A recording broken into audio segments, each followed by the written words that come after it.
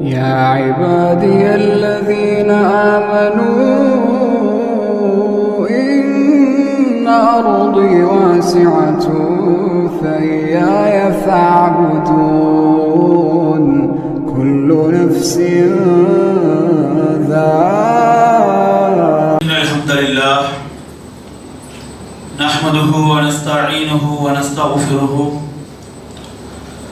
ونؤمن به ونتوكل عليه ونعوذ بالله من شرور أنفسنا ومن سيئات أعمالنا من يهد الله فلا مضل له ومن يضلل فلا هادي له وأشهد أن لا إله إلا الله وأشهد أن محمدا عبده ورسوله أما بعد فقد قال الله سبحانه وتعالى في كتابه العظيم وأعوذ بالله من الشيطان الرجيم بسم الله الرحمن الرحيم يا أيها الناس اتقوا ربكم الذي خلقكم من نفس واحدة وخلق منها زوجها وبث منهما رجالا كثيرا ونساء واتقوا الله الذي تساءلون به والأرحام إن الله كان عليكم رقيبا وفي الآية الأخرى يا أيها الذين آمنوا اتقوا الله حق تقاته ولا تموتن إلا وأنتم مسلمون إلا بقولهم ஏக இறைவன் அல்லாஹ் ஒருவனுக்கே உரித்தாக்கி அவருடைய சாந்தியும் சமாதானமும் நபிகள் நாயகம் ஸல்லல்லாஹு அலைஹி வஸல்லம் அவர்கள் மீதும் அன்னலாரின் குடும்பத்தார்கள் மீதும் அவர்களது வாழ்க்கை நெறியை பின்பற்றி வாழ்ந்து மறைந்த அவர்களது தோழர்கள் மீதும் அவர்களை தொடர்ந்து வந்த நல்லவர்கள் நம்மவர்கள் அனைவர் மீதும் உண்டாவதாக என்று பிரார்த்தித்து அல்லாஹ்வின் பெருமருளால் அவனால் நம் மீது சுமத்தப்பட்டுள்ள ஜுமா என்ற கடமையை நிறைவேற்றுவதற்காக நாம் எல்லாம் அவனது இல்லத்திலே ஒன்று குழுமி இருக்கிறோம். அல்லாஹ் சுப்ஹானஹு வ தஆலா நம் முயற்சிகளை அங்கீகரித்து நல்ல பல கூலிகளை தந்தருள வேண்டும், நம் பாவங்களை மன்னித்தருள வேண்டும் என்கிற பிரார்த்தனையுடன் எல்லா நேரங்களிலும் எல்லா விஷயங்களிலும் அல்லாஹ்வை அஞ்சி வாழக்கூடிய நல்ல மக்களாக இருந்திட வேண்டும் என்ற தலையானது ஒரு உபதேசத்தினை உங்களுக்கும் எனக்கும் செய்து கொண்டவனாக இந்த ஜும்மாவின் முதல் உரையை ஆரம்பிக்கிறேன். கணிதத்திற்குரிய பெரியவர்களே, சகோதர சகோதரிகளே, நாம் வாழ்ந்து கொண்டிருக்கக்கூடிய இந்த காலகட்டத்திலே அதிகமான மரண ஓலைகளை, இறப்பின் சப்தங்களை கேட்கக்கூடிய ஒரு சூழலிலே நாம் இருக்கிறோம். விபத்து நேரிட்டும், இயற்கை மரணம் அடைந்தும்,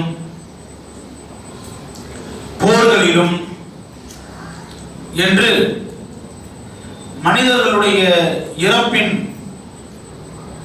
சப்தங்கள், ஓலங்கள் நம்மளை சுற்றி சதா கேட்டுக்கொண்டே இருக்கக்கூடிய ஒரு சூழலை நம்மளால் பார்க்க முடிகிறது.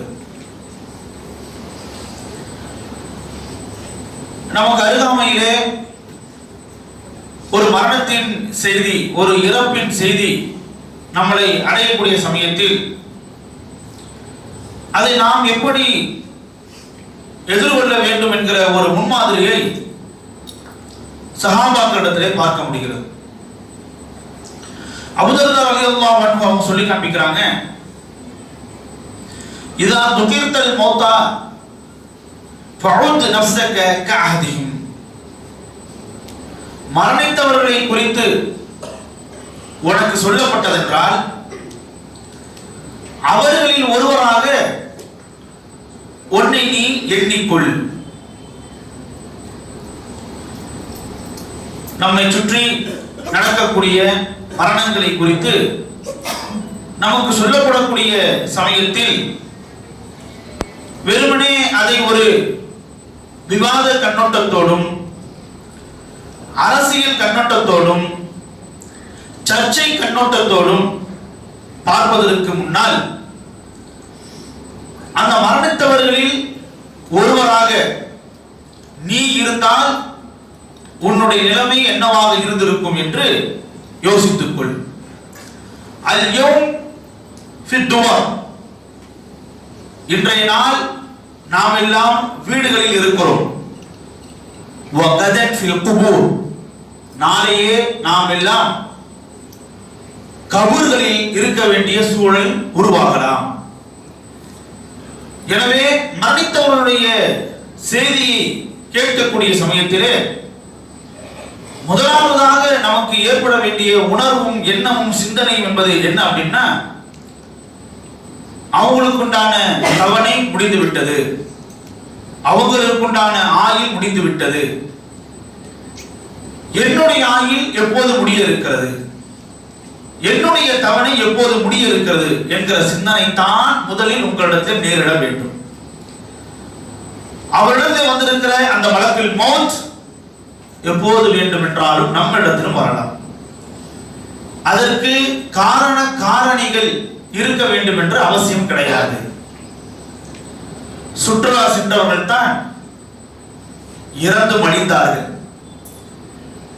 பல கனவுகளோடு பயணித்தவர்கள் தான் எரிந்து கரிந்தார்கள்.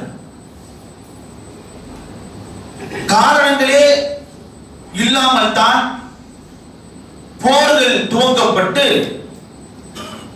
உயிர்கள் கொத்து கொத்தாக மடிந்து கொண்டிருக்கிறது. ஆக ஒருவருடைய உயிர் கைப்பற்றப்பட வேண்டும் என்பதற்கு இன்னென்ன காரணம் இருந்துதான் ஆக வேண்டும் என்கிற அவசியம் அல்ல, அவருடைய தவணை நிறைவேற்றால் போதுமானது. அவர் எப்படிப்பட்ட ஒரு நிலையில் இருந்தாலும் அவருடைய உயிர் கைப்பற்றக்கூடும் என்பதைத்தான் நம்மளை சுற்றி நடக்கக்கூடிய இந்த சம்பவங்கள் நமக்கு உணர்த்துகிறது. இரண்டாவது உணர்வு நமக்கு என்ன ஏற்பட வேண்டும் என்றால், நம்மளை சுற்றி நடந்தேறிக் கொண்டிருக்கக்கூடிய இந்த மரணங்கள் எல்லாமே நம்மளுடைய வார்த்தைகளில் சொல்வதாக இருந்தால் அகால மரணங்களாகவே இருக்கிறது. இஸ்லாமிய மார்க்கத்தை பொறுத்த மட்டிலே அகால மரணங்களை பொறுத்த மட்டில் அந்த மரணங்கள் நேரிட்டவர்கள் தீய முடிவுக்கு உரிமானவர்கள், தீய முடிவுக்கு ஆளானவர்கள், அதனால் தான் அப்படியான ஒரு மரணத்திற்கு ஆளானார்கள் என்பது போன்ற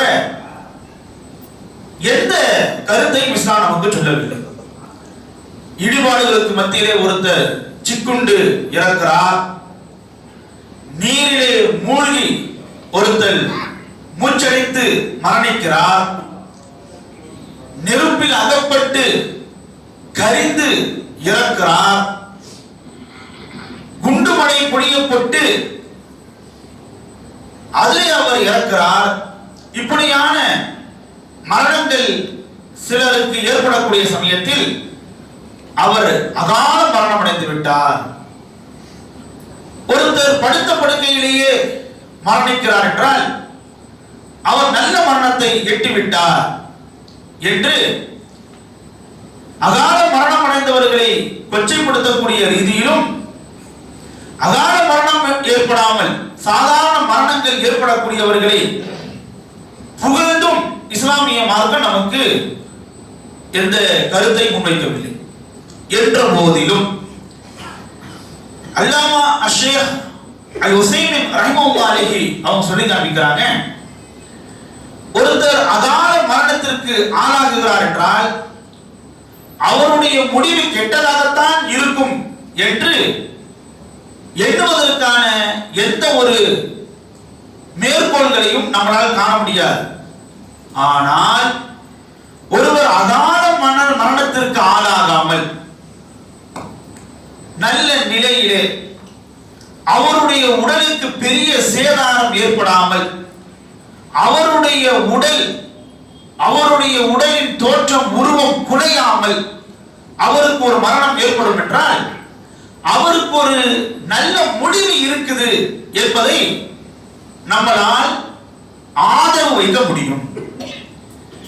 இதை நான் எப்படி சொல்கிறேன் என்றால், மனித உடலுக்கு மரியாதை இருக்கிறது, நல்லோர்களின் உடலுக்கு கண்ணியம் இருக்கிறது.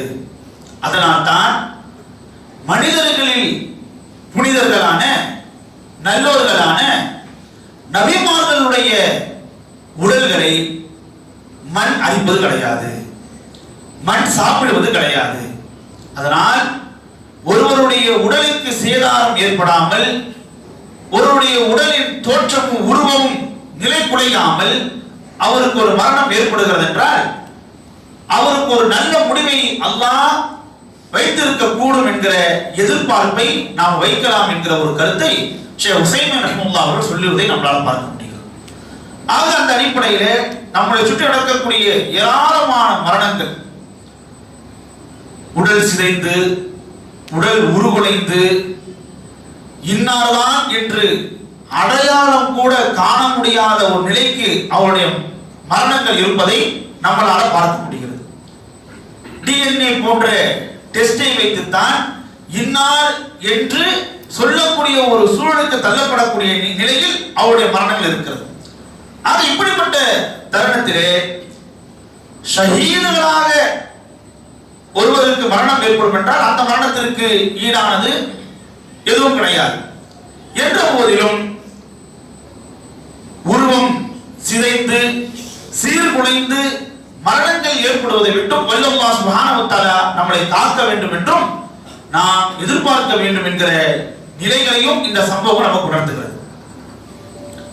ஆக இப்படியாக நம்மளை சுற்றி நடக்கக்கூடிய மரணங்களில் இருந்து என்ன பாடத்தை நாம் பெற வேண்டும் என்பதைத்தான் நாம் முதன்மையான குறிக்கோள்களாக கொள்ள வேண்டுமே தவிர, அதை அரசியல் காரணம் வைத்து பேசுவது, அதில் சர்ச்சைகளை கிளப்புவது, அதில் தர்க்கங்கள் செய்வது, அதில் விவாதங்களும் விதண்டாவாதங்களும் பேசுவது, இதுவெல்லாம் முதன்மையாக ஒரு முஸ்லிமுடைய சிந்தனையாக இருக்காது. ஒரு முஸ்லிமுடைய சிந்தனை என்பது இன்று அவர்களிடத்தில் எல்லாம் வந்திருக்கிற அந்த மலக்குல் மௌத் எப்போது வேண்டும் என்றாலும் என்னிடத்திலே வரலாம், அப்படி வந்தால் என்னுடைய நிலை என்னவாக இருக்கும் என்று யோசிக்கக்கூடியவர்களாகத்தான் இருக்க வேண்டும். அதற்கு மிகப்பெரிய ஒரு எடுத்துக்காட்டை, ஒரு உதாரணத்தை சொல்வதாக இருந்தால், தாவூத் அலைஹிஸ்ஸலாம் அவர்களிடத்திலே மலக்குல் மௌத் வருகிறார். வந்து அவரிடத்திலே தாவூத் அலைஹிஸ்ஸலாம் அவர்கள் கேட்கிறார்கள், மன் அன்த, நீங்கள் யார்?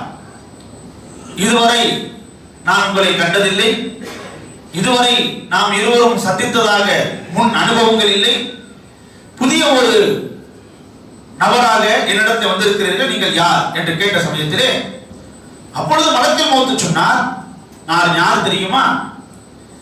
எந்த மன்னனும் அரசனும் என்னிடத்திலிருந்து தப்பிக்க முடியாது, எந்த கோட்டையும் நான் நுழைவதை தடுக்க முடியாது, எந்த ஒரு லஞ்சமும் என்னிடத்தில் ஈடுபடாது, எந்த மன்னனும் என்னிடத்தை தப்பிக்க முடியாது, எந்த கோட்டையும் என்னை தடுக்க முடியாது, எந்த லஞ்சமும் என்னிடத்தில் ஈடுபடாது என்று அவர் சொன்ன நேரத்திலே அப்பொழுது தாவூத் அலைஹிஸ்ஸலாம் சொன்னார்கள், நீங்கள் சொன்ன இத்தனை தகுதி கூறுகளும் ஒருவருக்கு பொருந்தும் என்றால் நிச்சயம் அவர் யாராகத்தான் இருக்கக்கூடும், மலக்குல் மௌத்தை அன்றி வேறு ஒருவராக இருக்க முடியாது. ஃபஇதன் அன்த மலக்குல் மௌத், அப்படி என்றால் நீங்கள் தான் மலக்குல் மௌத் என்று தாவூத் அலைஹிஸ்ஸலாம் சொல்கிறார். அப்ப மலக்குல் மௌத் சொல்கிறார், நான் ஆமா. உடனே தாவூத் அலைஹிஸ்ஸலாம் கேட்கிறார், மலக்குல் மௌத் ஒரு இடத்திலே வருவதெல்லாம் அவருடைய உயிரை கைப்பற்றுவதற்காக அன்றி வேறொன்றுக்காக அல்ல. அதைத்தனி வல மஸ்தஇது பாத், என்னிடத்தில் வந்து விட்டீர்கள், இதற்காக நான் தயாராகவில்லை. ஏனென்றால் நபிமார்களுக்கு அல்லாஹ் சுப்ஹானஹு வ தஆலா தேர்வுகளை கொடுக்கிறான். உலகத்தையும் மறுமையும் தேர்வு செய்வதற்குண்டான ஒரு வாய்ப்பை, வாழ்வையும் மரணத்தையும் தேர்வு செய்வதற்குண்டான ஒரு வாய்ப்பை அல்லாஹ் சுப்ஹானஹு வ தஆலா நபிமார்களுக்கு அல்லாஹ் சுப்ஹானஹு வ தஆலா கொடுத்திருக்கக்கூடிய தனி சிறப்புகளில் ஒரு சிறப்பு.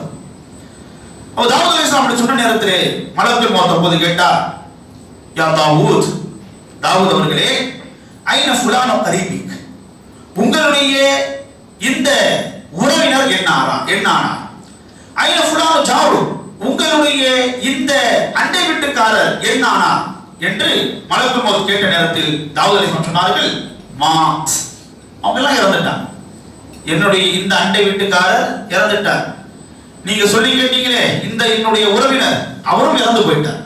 அப்போது மலக்குல் மௌத் கேட்டார், அமா கான லக ஃபி ஹாஉலாஇ இப்ரா லிதஸ்தஇத், இவர்கள் எல்லாம் மரணித்து போனதிலே நீங்கள் தயாராக வேண்டும் என்கிற பாடம் உங்களுக்கு போதுமானதாக இல்லையா? இவருடைய உயிர் எல்லாம் கைப்பற்றப்பட்ட சமயத்திலே நீங்கள் இதற்காக தயாராக வேண்டும் என்கிற சிந்தனை உங்களுக்கு தோன்றவில்லையா என்று மலக்குல் மௌத் அவர்கள் தாவூத் அலைஹிஸ்ஸலாம் அவர்களை பார்த்து கேள்வி கேட்டார்கள் என்பதை வரலாற்று தகவல்களை நம்மளால பார்க்க முடிகிறது.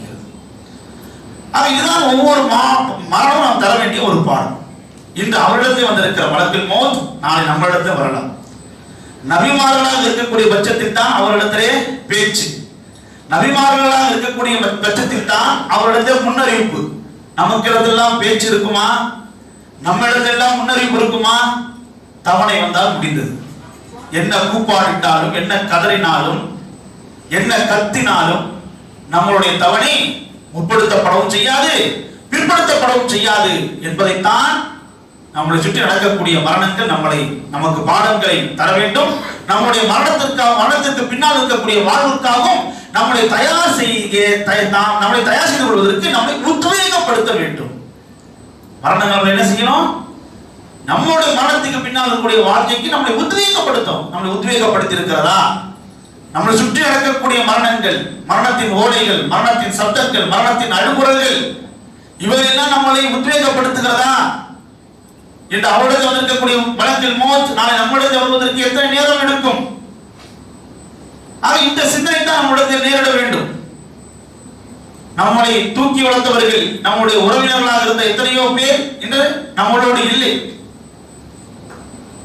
நமக்கு பெரிய அப்பா என்று ஒருவர் இருந்திருப்பார், தந்தையை காட்டிலும் மீது அதீதம் அன்பு காட்டியவராக இருந்திருப்பார், அவருடைய பிள்ளைகளை காட்டிலும் கூடுதலாக நம் மீது பாசம் வைத்தவராக இருந்திருப்பார்.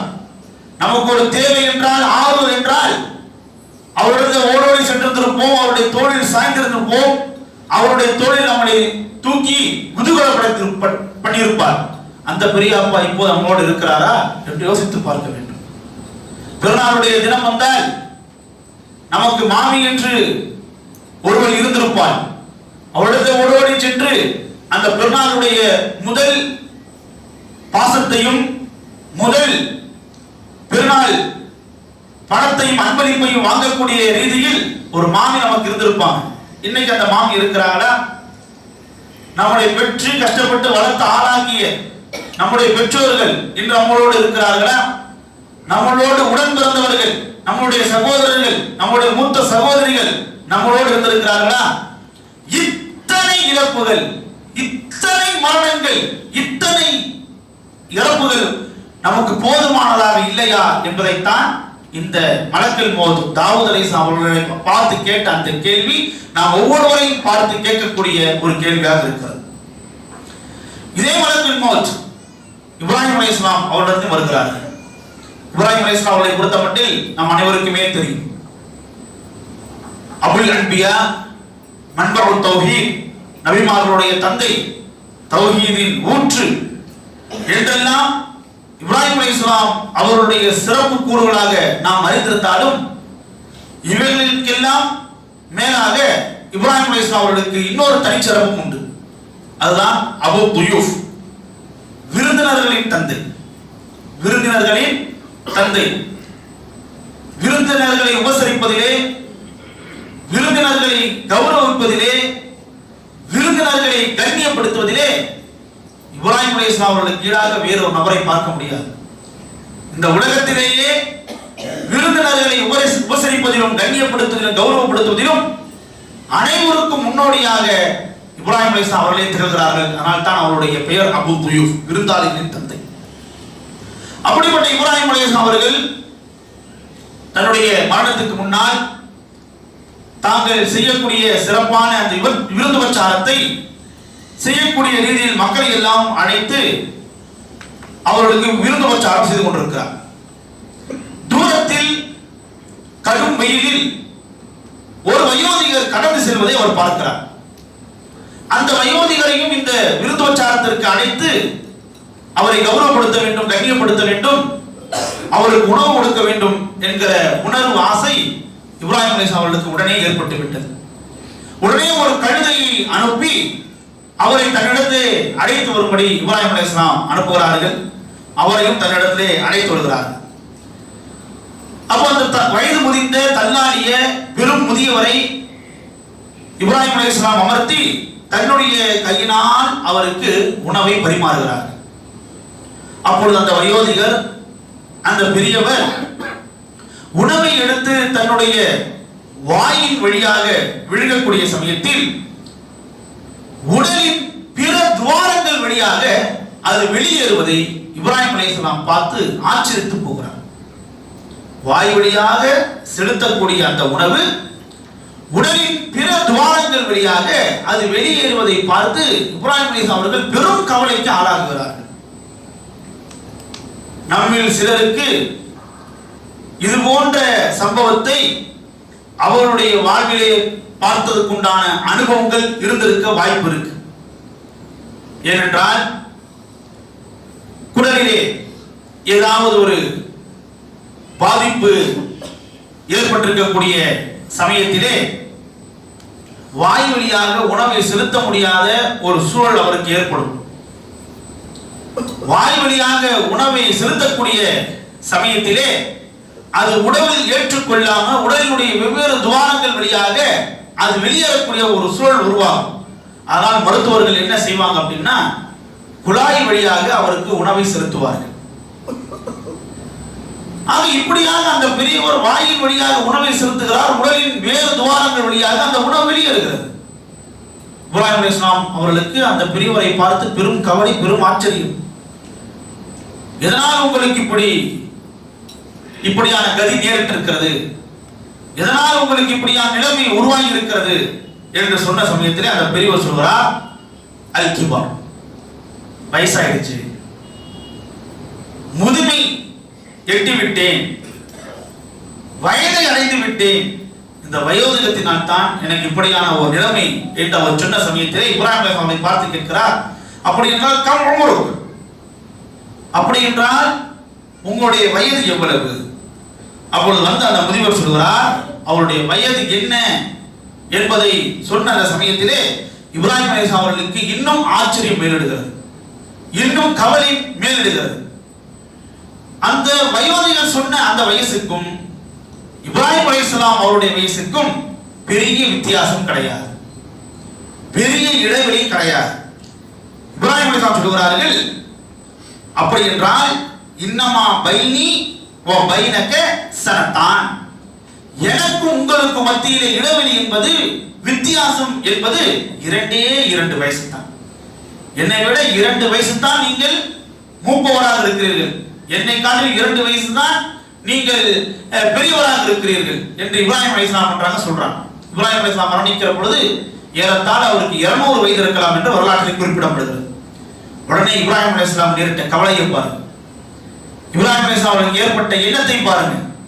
அப்படி என்றால் நானும் உங்களுடைய வயதை அடைந்தால் உங்களுக்கு ஏற்பட்ட இந்த நிலைமைத்தான் எனக்கும் ஏற்படுமா, உங்களுக்கு ஏற்பட்ட இந்த கதிதான் எனக்கும் ஏற்படுமா என்று கேட்ட சமயத்திலே அந்த வயோதிகர் சொன்னார், நான் வாய்ப்பு இருக்கிறது, இத்தகைய ஒரு வயோதிகத்தை நான் அடைந்த சமயத்திலே எனக்கு இப்படியான நிலைமை ஏற்பட்டிருக்கிறது, இதற்கு முன்னால் எனக்கு இப்படிப்பட்ட நிலைமை கிடையாது.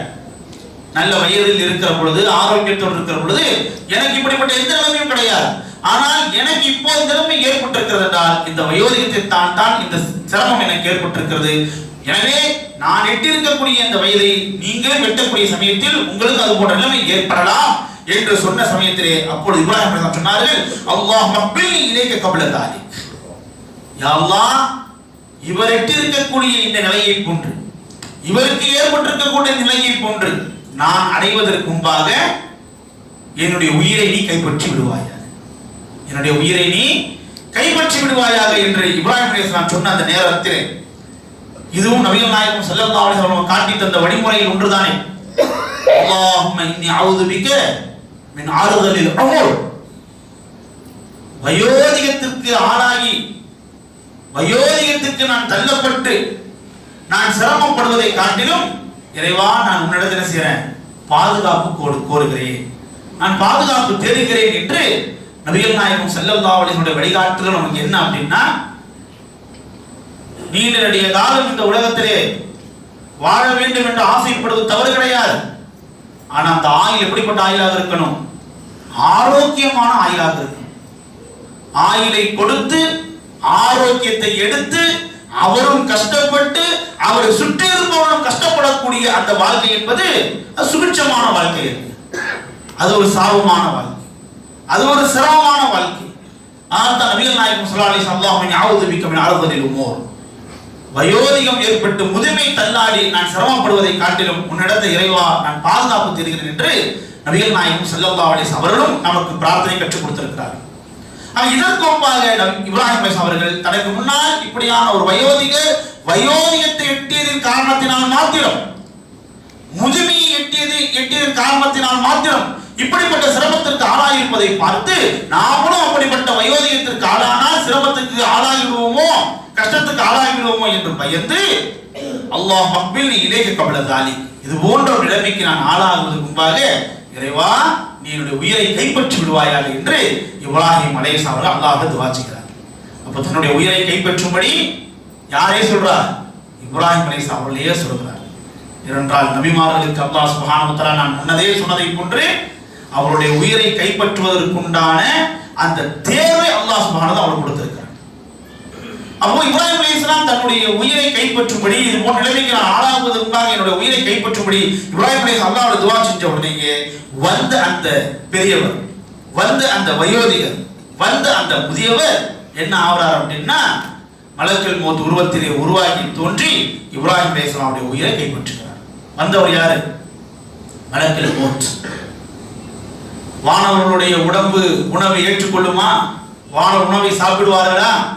இப்ராஹிம் அலைஹிஸ்ஸலாமுடைய உயிரை கைப்பற்றுவதற்காகவே மலக்குல் மௌத் இப்படியான ஒரு ரூபத்தில் வந்து இப்ராஹிம் அலைஹிஸ்ஸலாமுடைய விருப்பத்தை பெற்று இப்ராஹிமோட உயிரை என்ன செஞ்சாங்க? அவங்க கைப்பற்றினார்கள் என்று வரலாறை நம்மளால பார்க்க முடியும்.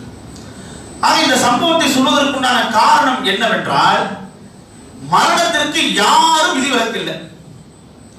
இப்ராஹிம் அலைஹிஸ்ஸலாம் அவர்களை காற்றும் ஒரு நெருக்கமான ஒரு மனிதரை, அல்லாஹ்வுக்கு நெருக்கமான ஒரு மனிதரை பார்க்க முடியுமா? சொல்ல முடியுமா? கலீலுல்லாஹ், அல்லாஹ்வின் உற்ற நண்பர், அல்லாஹ்வின் உற்ற நண்பர். இந்த மனித குலத்திலேயே அல்லாஹ்வுக்கு மிகவும் நெருக்கமான ஒரு மனிதர் இப்ராஹிம் அலைஹிஸ்ஸலாம் அவர்கள். அப்படிப்பட்ட மிக உயர்ந்த ஸ்தானத்தை பெற்றோராக இருந்தாலுமே கூட மரணத்திற்கு விதிவிலக்கு கிடையாது. மரணம் அவர்களை வந்து அடைந்தே தீரும். அது எந்த ரூபத்தில் வேண்டும் என்றாலும் வரலாம் என்பதை என்ன செய்ய நாம புரிய வேண்டும். இன்னும் சொல்ல வேண்டும் என்றால், எந்த மலக்குல் மௌத்தை உயிரை கைப்பற்றுவதற்கு அல்லாஹ் பணித்திருக்கிறானோ அவருமே மரணத்திற்கு விதிவிலக்கு கிடையாது. இந்த உலகத்தை அழிப்பதற்கு முன்பாக வல்லல்லாஹ் சுப்ஹானஹு வ தஆலா ஒட்டுமொத்த ஜீவராசிகள், ஒட்டுமொத்த உயிரினங்கள் அனைவருடைய உயிரையும் கைப்பற்றும்படி மலக்குல் மௌத்துக்கு கட்டளை பிறப்பிக்கப்பட்டு அவர் பணிக்கப்பட்டு அவருடைய பணியை கனகச்சிதமாக செய்து முடிக்கிறார். எல்லோருடைய உயிர்களையும் அவர் எடுக்கிறார், எல்லாருடைய உயிரும் கைப்பற்றப்படுகிறது. அவர் அல்லாஹ்விடத்திலே மலக்குல் மௌத் அவர்கள் போய் நிற்கக்கூடிய சமயத்தில் மலக்குல் மௌத்தை பார்த்து அல்லாஹ் சுப்ஹானஹு வ தஆலா கேட்கிறார், யா மலக்குல் மௌத் மன் பகிய, மலக்குல் மௌத் அவர்களே இனி எஞ்சி இருப்பது யார், இனி மிச்சம் இருப்பது யார் என்று அல்லாஹ் சுப்ஹானஹு வ தஆலா கேட்ட சமயத்திலே மலக்குல் மௌத் அவர்கள் சொல்கிறார்கள், சய்யிதி வ மௌலாய அன்த அலம், என்னுடைய எஜமானனே, என்னுடைய இறைவா, நீயே மிக நன்கு அறிந்தவனாக இருக்கிறாய். இனி யார் மிச்சம் இருக்கிறோம், யார் எஞ்சி இருக்கிறோம் என்பதை நீயே மிகவும் நன்கு அறிந்தவனாக இருக்கிறாய். எஞ்சி இருப்பதெல்லாம், மிச்சம் இருப்பதெல்லாம் யார் தெரியுமா?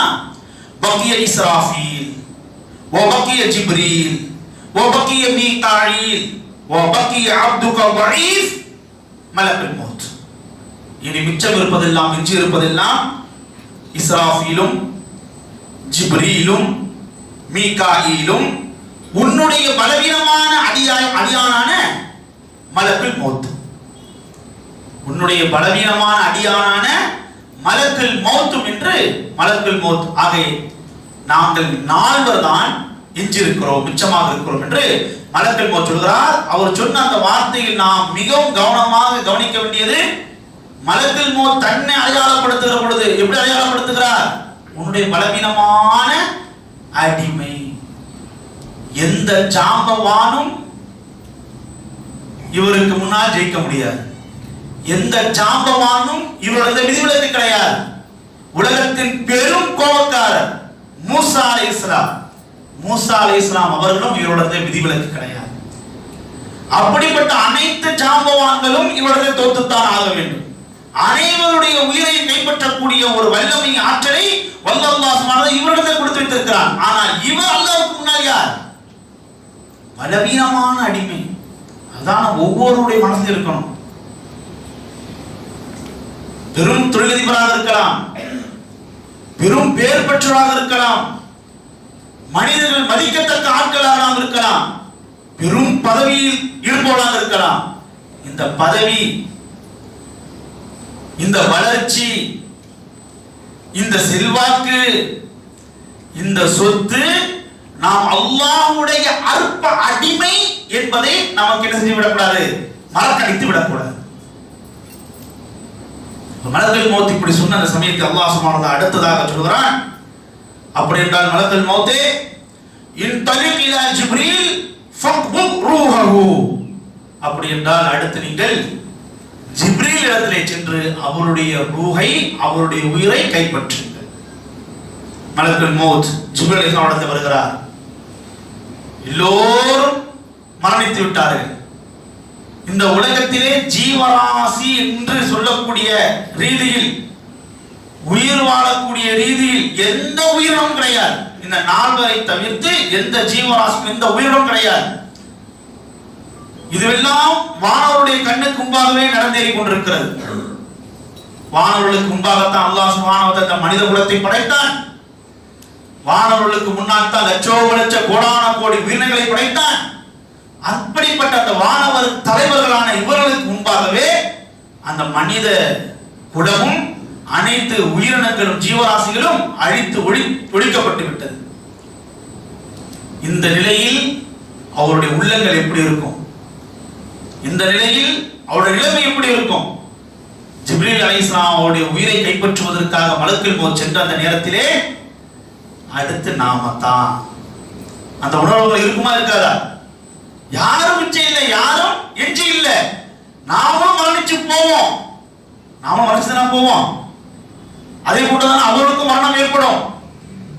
அப்போ நாமளும் மரணித்துத்தான் போவோம் என்கிற எண்ணம், உணர்வு அவங்களை எப்படி ஆக்கிச்சு அப்படின்னா, மலக்குல் மௌத் ஜிப்ரீல் அலைஹிஸ்ஸலாம் உயிரை கைப்பற்றுவதற்காக போன சமயத்திலே ஜிப்ரீல் அலைஹிஸ்ஸலாம் அவர்கள் அல்லாஹ்வுக்கு சஜதா செய்தவராகவும் அல்லாஹ்வுக்கு ருக்கு செய்தவராகவும் என்ன செஞ்சார்? தொடர்ந்து தன்னை ஈடுபடுத்திக் கொண்டே இருந்தார். இதுதான் மரண பயம் ஒருவருக்கு ஏற்படுத்தக்கூடிய உணர்வு. அடுத்து நாம மரணிப்போம் அப்படின்ற உணர்வு ஒருத்தர்கிட்ட வந்துச்சு அப்படின்னா அவர் தன்னை அல்லாஹ் வழிபடுவதில் முற்றிலுமாக முழுவதுமாக ஈடுபடுத்துவதற்கு தலைப்படுவார். பாவங்களை விட்டு தவறிலிருந்து முழுவதுமாக வெளியேறுவதற்கும் விலகுவதற்கும் தலைப்படுவார். அப்படியான உணர்வை மாற்றத்தை நம்ம சுற்றி நடக்கக்கூடிய மரணங்கள் நம்ம ஏற்படுத்துகிறதா என்று யோசிக்க வேண்டும். அப்போது அங்கே மலக்குல் மௌத் வந்து ஜிப்ரீல் அலைஹிஸ்ஸலாமை பார்த்து கேட்கிறார், ஜிப்ரீலே, மாத்த பனு ஆதம், ஆதமுடைய பிள்ளைகள் அனைவரும் இறந்து விட்டார்கள். வாஹுலு துன்யா வல் அர்த், உலகத்தின் பூமியின் அனைத்து ஜீவராசியும் இறந்து விட்டார்கள்.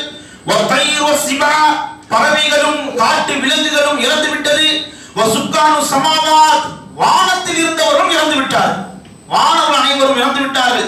வஹம்லத்துல் அர்ஷ் வல் குர்சி, அல்லாஹ்வுடைய அர்ஷை சுமந்தவர்களும் இறந்து விட்டார்கள். வசுக்கானு சித்ரத்தில் முன்தஹா, படைப்பினரின் உச்சபட்ச எல்லையான அந்த சித்ரத்துல் முன்தஹா வரைக்கும் இருந்த அனைத்து ஜீவராசிகளும் அனைத்து உயிரினங்களும் இறந்து விட்டார்கள். இப்பொழுது வகதாமனி அல்லாஹ் பிகபலி ரூஹி, இப்பொழுது உங்களுடைய உயிரை கைப்பற்றும்படி அல்லாஹ் என கட்டளையிட்டு இருக்கிறான் என்று மலக்குல் மௌத் சொன்ன நேரத்திலே ஃபைந்த ذلك يبقى ஜிப்ரீல். அந்த நேரத்தில் ஜிப்ரீல் அலைஹிஸ்ஸலாம் அழுகிறார்கள். அந்த நேரத்தில் ஜிப்ரீல் அலைஹிஸ்ஸலாம் அழுகிறார்கள். அவர் சொல்கிறார்கள், எப்போது முத்தவர்ரிஹில்லா, அல்லாஹ்விடத்தில் மிகவும் பணிந்தவர்களாக அவர் சொல்கிறார்கள், யா அல்லாஹ் ஹவ்வின் அலைய சக்கராத்தில் மௌத், இறைவா சக்கராத்துடைய வேதனையை எனக்கு லேசாக்கி விடுவாயாக, மரணத்தின் வேதனையை எனக்கு லேசாக்கி விடுவாயாக என்று ஜிப்ரீல் அலைஹிஸ்ஸலாம் அவர் அல்லாஹ்வை துஆ செய்கிறார்கள். இந்த மரணத்தினுடைய வேதனைக்கு, இந்த சக்கராத்துடைய வேதனைக்கு யாரும் விதிவிலக்கல்ல என்பதற்கு மிகப்பெரிய எடுத்துக்காட்டு ஜிப்ரீல் அலைஹிஸ்ஸலாம். எப்படிப்பட்ட ஜிப்ரீல் அலைஹிஸ்ஸலாம்? ஜிப்ரீலை பகைத்தவர் என்னை பகைத்தவர் ஆவார் என்று அல்லாஹ் சுப்ஹானஹு வ தஆலா சொன்ன அந்த ஜிப்ரீல் அலைஹிஸ்ஸலாம், ரூஹுல் குதுஸ், தூய ஆத்மா, பரிசுத்த ஆத்மா என்று அல்லாஹ்வினால் சிறப்பித்து சிலாய்க்கு சொல்லப்பட்ட அந்த ஜிப்ரீல் அலைஹிஸ்ஸலாம் அவர்கள், ரயீசுல் மலாயிகா, வானவர்களின் தலைவரான அந்த ஜிப்ரீல் அலைஹிஸ்ஸலாம் அவர்கள், அவங்க என்ன சொல்றாங்க? யா அல்லாஹ் ஹவ்வின் அலைய சக்கராத்தில் மௌத், மரணத்தின் வேதி எனக்கு லேசாக்குவாயாக என்று அல்லாஹ் துஆ செய்கிறார்கள். ஒரே ஒரு பிடியாக மலக்குல் மௌத் அவர்கள் ஜிப்ரீல் அலைஹிஸ்ஸலாமுடைய உயிரை கைப்பற்றுகிறார்கள். உயிரற்ற தேகமாக, சடலமாக ஜிப்ரீல் அலைஹிஸ்ஸலாமுடைய அந்த தேகம், அந்த உடல் தோற்றம், 600 இறக்கைகளை கொண்ட அந்த தோற்றம் அப்படியே சாய்கிறது, அப்படியே மடிகிறது. அப்படியாக ஜிப்ரீல் அலைஹிஸ்ஸலாமுடைய உயிரை மலக்குல் மௌத் கைப்பற்றுகிறார்கள். இதே வரிசையிலே அல்லாஹ் சுப்ஹானஹு வ தஆலா அடுத்து இஸ்ராஃபீல், அதே போன்று மீகாயில், அவருடைய உயிரை அல்லாஹ் சுப்ஹானஹு வ தஆலா கைப்பற்ற சொல்கிறான். அவருடைய உயிர்களும் கைப்பற்றப்படுகிறது. இறுதியாக எஞ்சிருப்பது யார்? மிச்சம் இருப்பது யாரு? மலக்குல் மௌத். இறுதியாக மலக்குல் மௌத் விட அல்லாஹ் சுப்ஹானஹு வ தஆலா கேட்கிறான்.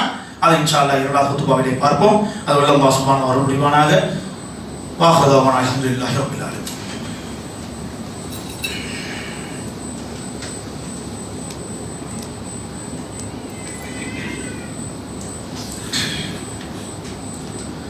அல்ஹம்துலில்லாஹி ரப்பில் ஆலமீன் வஸ்ஸலாத்து வஸ்ஸலாமு அலா ரசூலில் அமீன். அம்மா பஅத். கண்ணியத்திற்குரிய சகோதர சகோதரிகளே, இந்த வார ஜும்மாவின் முதல் உரையில் நம்மளை சுற்றி நடக்கக்கூடிய இந்த மரணங்கள் நமக்கு எப்படியான சிந்தனையை தர வேண்டும் என்கிற அடிப்படையில் சில செய்திகளை தொடர்ச்சியாக நாம் பார்த்து வந்தோம்.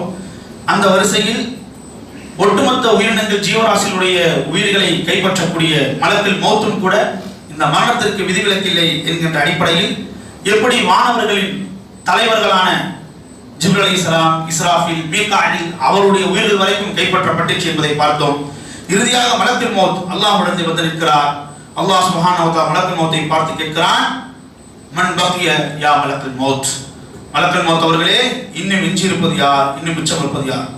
அப்போ ஜிப்ரீல் அலைஹிஸ்ஸலாம் அவர்கள் சொல்லி காண்பிக்கிறார்கள், என்னுடைய இறைவா அந்த ஆலமு பிமன் பகிய, இன்னும் யார் எஞ்சி இருக்கிறார் என்பதை என்னை காட்டிலும் நீயே நன்கறிஞனாக இருக்கிறாய். பகிய அப்துக தஈஃப் மலக்குல் மௌத், இறுதியாக கடைசியாக உன்னுடைய பலவீனமான இந்த அடியானான மலக்குல் மௌத் நான் தான் எஞ்சி இருக்கிறேன் என்று சொன்ன நேரத்தில் அல்லாஹ் சுப்ஹானஹு சொல்லி காண்பிக்கிறான், ஃபயகூல் ஜப்பார் ஜல்ல வ அலா வ இஸ்ஸதி வ ஜலாலி லா உதீகன்னக மா அதக்த இபாதி, லா உதீகன்னக மா அதக்த இபாதி, மலக்குல் மௌத்தே இதுவரை என்னுடைய அடியார்களுக்கெல்லாம் நீ சுவைக்கச் செய்த அந்த மரணத்தை இப்பொழுது நான் உனக்கு சுவைக்கச் செய்ய போகிறேன். இத்தனை காலம் நீ என்னுடைய பிற அடியார்களுக்கு சுவைக்கச் செய்த அந்த மரணத்தை இப்பொழுது நான் உனக்கு சுவைக்கச் செய்ய போகிறேன். இன்தலிக் பைன ஜன்னா வ நார் வ முத், சொர்க்கம் மற்றும் நரகம் ஆகிய இந்த இரண்டுக்கு இடையிலே சென்று அங்கே சென்று நீ இறந்து விடு என்று அல்லாஹ் சுப்ஹானஹு சொன்ன நேரத்திலே மலக்குல் மௌத் அங்கே செல்கிறார். சொர்க்கம் மற்றும் நரகத்துக்கு மத்தியில் நிற்கிறார். ஃபயஸீஹ், அப்பொழுது அவர் மிகப்பெரிய ஒரு அகால சப்தத்தை எழுப்புகிறார். மிகப்பெரிய அகால சப்தத்தை எழுப்புகிறார். நம்முடைய ஒவ்வொருடைய உயிரும் அல்லாஹ்வுடைய கையினாலேயே கைப்பற்றப்பட்டிருக்கும் என்றால் நாமும் இப்படியாகத்தான் மிகப்பெரிய ஒரு கூச்சலுக்கு, மிகப்பெரிய ஒரு சிரமத்துக்கு ஆளாகி இருப்போம். மலக்குல் மௌத் அவர்கள் அல்லாஹ்வுடைய உயிரை கைப்பற்றக்கூடிய சமயத்திலே மிகப்பெரிய ஒரு கூச்சல் என்ன செய்கிறார்? அவர் எழுப்புகிறார். ஏனென்றால் இன்ன பத்ஷ ரப்பிக லஷதீத், அல்லாஹ்வுடைய பிடி என்பது மிக கடுமையாக இருக்கும். அவன் நம்மளுடைய உயிரை கைப்பற்றுவதாக இருந்தால், நம்மளை பிடிப்பதாக இருந்தால், இப்பொழுது ஒருவர் என்னென்ன மரணத்தின் சுவை அவர் சந்தித்துக் கொண்டிருக்கிறாரோ, சுவைத்துக் கொண்டிருக்கிறாரோ, இதைவிட பன்மடங்கு வேறு சந்திக்கக்கூடிய சுவைக்கக்கூடிய ஒரு சூழல் ஏற்பட்டிருக்கும். அப்படிப்பட்ட பன்மடங்கு ஒரு வேதனையை தான் மலக்குல் மௌத் செஞ்சாரு. அப்போது அவர் சுவைத்தார். அதற்கு பிறகு இந்த உலகத்திலே ஜீவராசி என்று, உயிர் வாழக்கூடிய உயிரினம் என்று, அல்லாஹ் என்று வேற யாருமே இருக்க மாட்டார்கள். அப்பொழுது அல்லாஹ் சுப்ஹானஹு வ தஆலா கேட்பான், யா துன்யா ஐன அன்ஹாரு, ஓ உலகமே எங்கே உன்னுடைய நதிகள், வ ஐன அஷ்ஜாரு, எங்கே உன்னுடைய மரங்கள், வ ஐன சுக்கானு, எங்கே உன்னில் வசித்தவர்கள், வ ஐன நிமாரு, எங்கே உன்னில் வீரியமாக கட்டப்பட்ட கட்டிடங்கள், வ ஐனல் முலூக்கு வ ஐனல் ஜபாபிரா, எங்கே உன்னில் ஆட்சி செய்த அரசர்கள் மன்னர்கள், லிமனில் முல்கல் யோ என்று ஆட்சி என்பது அதிகாரம் என்பதும் யாருக்கு என்று அல்லாஹ் சுப்ஹானஹு வ தஆலா கேள்வி கேட்பான். ஃபலா இஜீபு அஹத், பதில் சொல்வதற்கு ஒருவரும் இருக்க மாட்டார்கள். பதில் சொல்வதற்கு ஒருவரும் இருக்க மாட்டார்கள். அப்ப அல்லாஹ் சுப்ஹானஹு வ தஆலா சொல்லி காண்பிப்பான், அல் முல்குல் வாஹிதுல் கஹ்ஹார், ஆட்சி என்பதும் அதிகாரம் என்பதும் அனைவரையும் அடக்கி ஆளக்கூடிய வல்ல இறைவனான அல்லாஹ் ஒருவனுக்கே என்று சொல்லப்படும் என்பதாக வரலாற்றை நம்மளால் பார்க்க முடிகிறது, ஹதீஸ் நம்மளால் பார்க்க முடிகிறது. ஆக இப்படியாக இறுதியாக அல்லாஹ் சுப்ஹானஹு வ தஆலா சொர்க்கவாசியை சொர்க்கத்துக்கும் நரகவாசி நரகத்துக்கும் அனுப்பி இறுதியாக ஆட்டினுடைய வடிவத்திலே மரணத்தை கொண்டு வந்து சொர்க்கவாசிகளை பார்த்து நரகவாசிகளை பார்த்து கேட்பான், இது என்னவென்று உங்களுக்கு தெரியுமா என்று. எல்லோரும் சொல்வார்கள், ஏன் எங்களுக்கு தெரியாது? எல்லோரும் கடந்து போயிருக்கோம் அல்லவா, எல்லோரும் அனுபவித்து போயிருக்கிறோம் அல்லவா, எல்லோரும் சந்தித்து போயிருக்கிறோம் அல்லவா. அதான் எல்லோரும் சொல்வார்களாம், இது எங்களுக்கு நன்றாக தெரியும். இதுதான் என்னது? அல் மௌத், மரணம். அல் மௌத், மரணம் என்று சொல்வார்கள். அவர்களுக்கு முன்பாக அந்த மரணம் ஆட்டினுடைய ரூபத்தில் வடிவத்திலே அறுக்கப்படும். மரணம் அறுக்கப்படும். அதற்கு பிறகு சொர்க்கவாசிகள் நரகவாசிகள் சொல்லப்படுமா, யா அஹ்லல் ஜன்னா ஹுலூத் வலா மௌத், சொர்க்கவாசிகளே இனி நீங்கள் நிரந்தரமாக இருப்பீர்கள், மரணம் என்பதே கிடையாது. வ யா அஹ்லன் நார், ஓ நரகவாசிகளே அல் ஹுலூத், நீங்களும் நிரந்தரமாக இருப்பீர்கள், வலா மௌத், மரணமே கிடையாது என்று அல்லாஹ் சுப்ஹானஹு வ தஆலா சொல்வான் என்பதை ஹதீஸ் நம்மால் பார்க்க முடிகிறது. ஆக மரணமே இல்லாத அந்த மறு உலக வெற்றிக்காக இன்ஷா அல்லாஹ் நம்முடைய வாழ்வை அமைத்துக் கொள்ளக்கூடிய எல்லாம் நாம் இருப்போம். அது அல்லாஹ் சுப்ஹானஹு மறுபடிவான என்று பார்த்து நான் நிறைவு செய்கிறேன். அகூலு குலி ஹாதா வஸ்தக்ஃபிரு வலக்கும் இன்னஹு தவ்வாபுர் ரஹீம். வ ஆஹிரு தவானா அல்ஹம்துலில்லாஹி ரப்பில் ஆலமீன்.